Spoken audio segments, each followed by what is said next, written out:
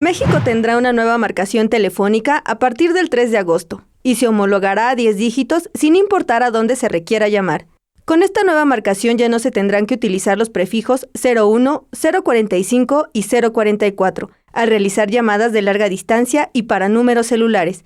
Lo que queremos es, al simplificar estos procedimientos de marcación, es que esas personas que todavía no logran entender qué prefijo tienen que marcar cuando en una situación particular quieren contactar un teléfono celular, buscamos simplicidad con la uniformación en la marcación.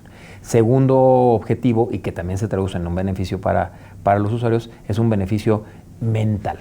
¿Por qué mental? Desde el 1 de enero del año 2015 ya no hay cobro de larga distancia nacional. Se eliminó el cobro por el servicio de larga distancia nacional desde el año 2015.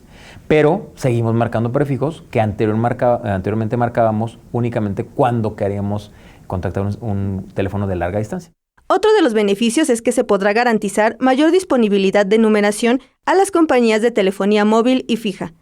Hay ciudades del país ya con un nivel de saturación, un nivel de utilización de la numeración comprometida, cercana al 100%.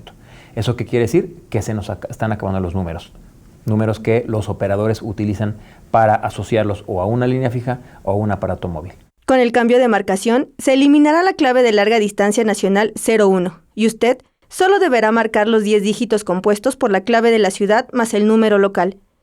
Para las llamadas a celulares, se eliminarán los prefijos 044 y 045 y solamente se marcarán los 10 dígitos sin importar si la llamada se hace desde un número fijo o móvil, así como desde donde se realice. De igual manera, para los números 01800 se eliminará el prefijo 01.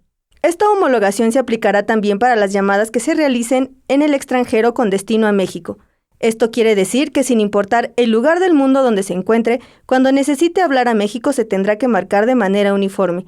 Este cambio no tendrá costo. Si tiene alguna duda sobre la nueva marcación, puede consultar la página del Instituto Federal de Telecomunicaciones, así como las redes sociales,